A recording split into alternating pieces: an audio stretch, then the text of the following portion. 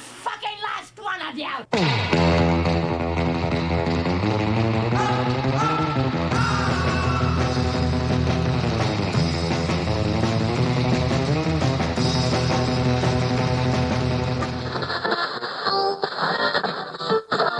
There's been countless discussions about Quentin Tarantino's magnum opus, so what can I say that hasn't already been said?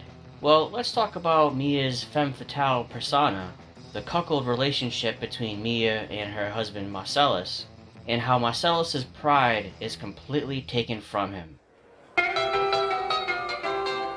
was a teenage wedding and the old folks wished him well.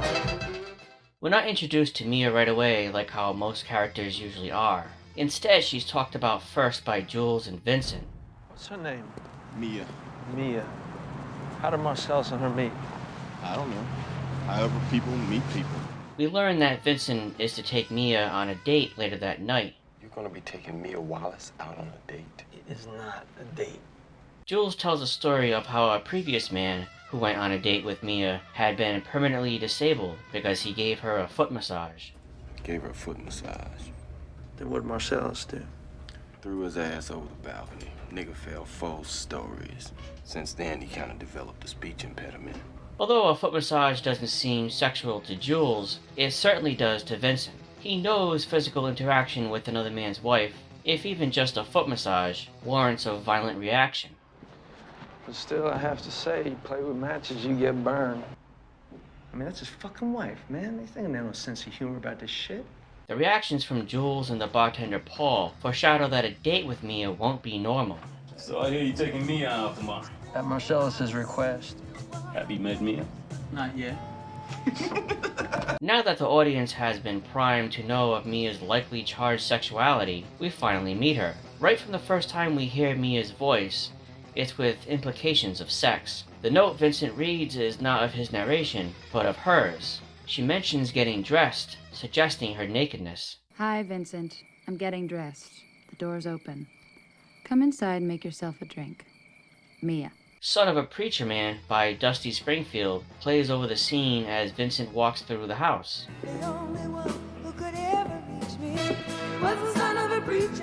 The sexual lyrics foreshadow the night Mia and Vincent will have together.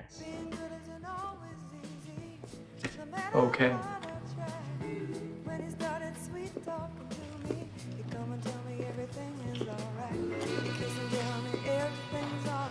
Mia playfully speaks with Vincent over the intercom as she watches him from the home camera. Vincent! There's an element of voyeurism here that we'll discuss in the next section. We only see a close-up of her lips in the microphone, symbolically implying fellatio. This focus on Mia's lips becomes even more obvious during the Jackrabbit Slim scene where she drinks the milkshake and plays with the cherry on her lips. If she and Vincent were to finalize their night with sex, the implication here is that she would have gone down on him, if not more.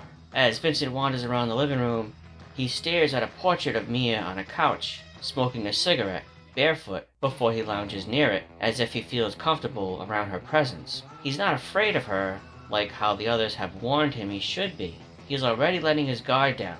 When we first see Mia's whole face in the car, she discusses with Vincent about the restaurant. She uses her fingers to draw a square to playfully entice Vincent to accept the restaurant. Don't be a... It's one of the very few moments of special effects used in the whole film, and the only time one is used by a character. She possesses a supernatural power, the story implies, which she uses against men. Mia is a woman of myth in the crime world, like the sirens or mermaids of Greek mythology. She represents more than just the pretty wife of a gangster.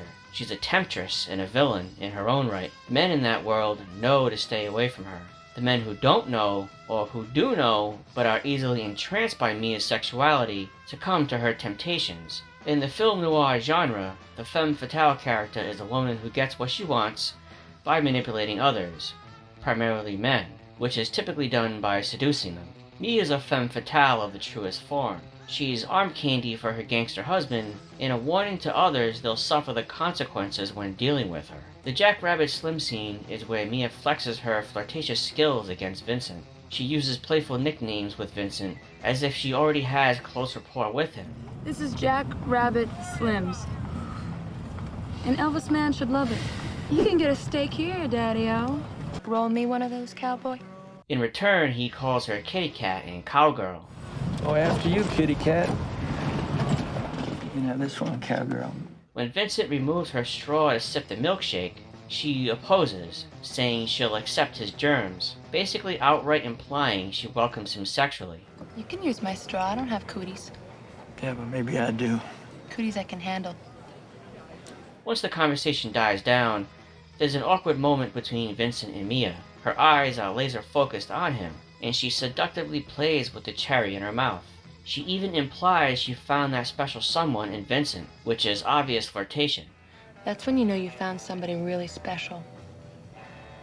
And you can just shut the fuck up for a minute, comfortably share silence. When she returns, she denies that she and Antoine, who she acts as if she doesn't know at first, had any sexual interactions. Mia then ridicules Vincent for the foot massage and overall sexual accusation she might have had with Antoine, but her actions speak louder than her words. The choice for the 1964 Chuck Berry song, You Never Can Tell, tells a story of newlyweds in love. If there wasn't any sexual tension there before, which there certainly was plenty, it's surely there now with them dancing.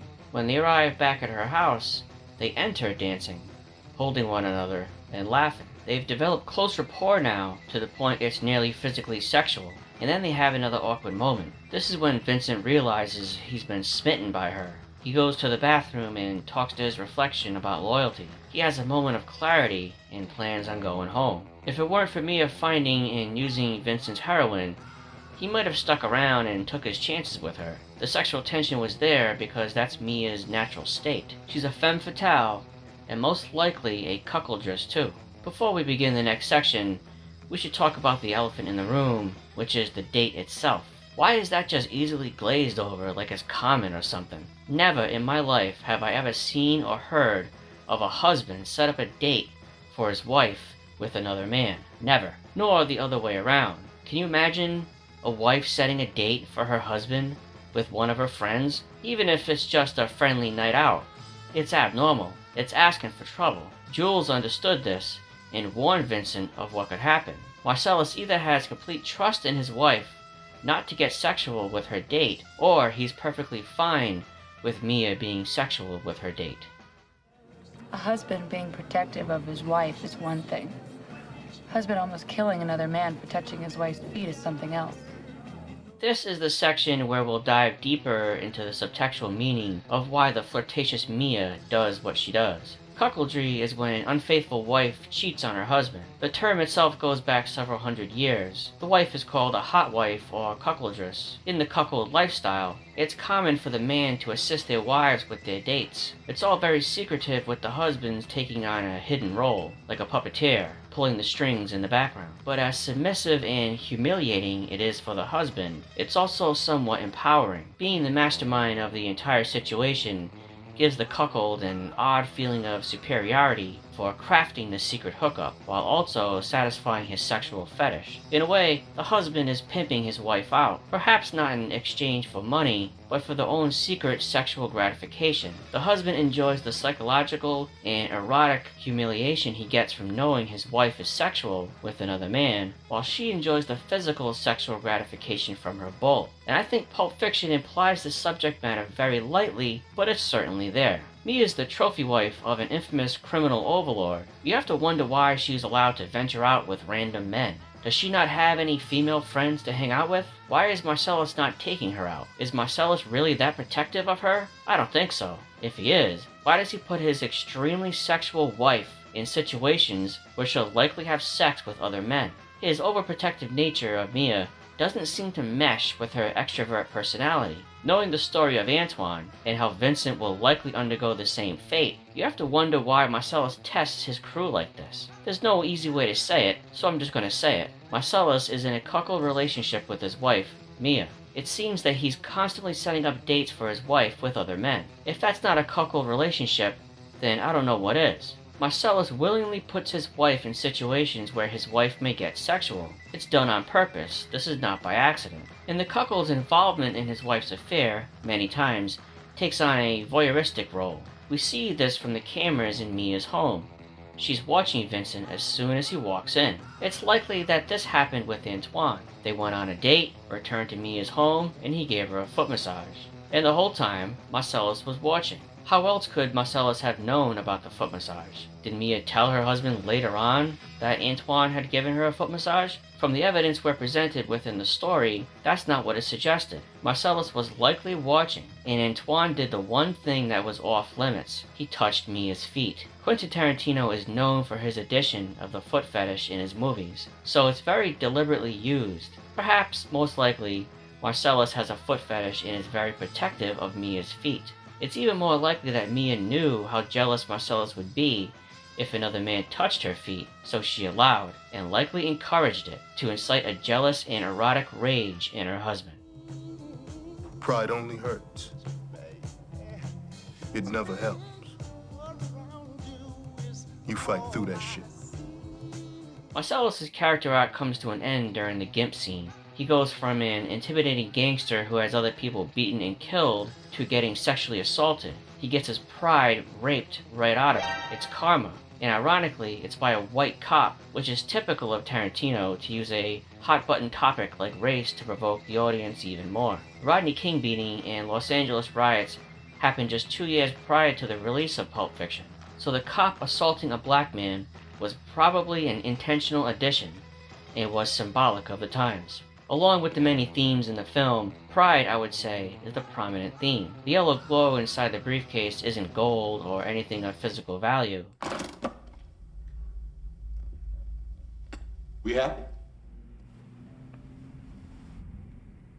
It's symbolic of Marcellus's pride, which he never gets back. Although Jules has the briefcase, he is never seen giving it back to Marcellus, so the returning of the briefcase is up in the air. The guys in the beginning steal the briefcase from Marcellus, to which Jules and Vincent must get back, which burns Marcellus for his money by not throwing the boxing match. And then, Marcellus gets raped by the cop while the pawn shop guy watches. Again, voyeurism is used to satisfy sexual needs. And Mia is not a trustworthy wife. If given the slightest chance, she'll cheat on Marcellus. Each story in Pulp Fiction revolves around and takes away Marcellus's pride as a man, as a gangster, and as a husband.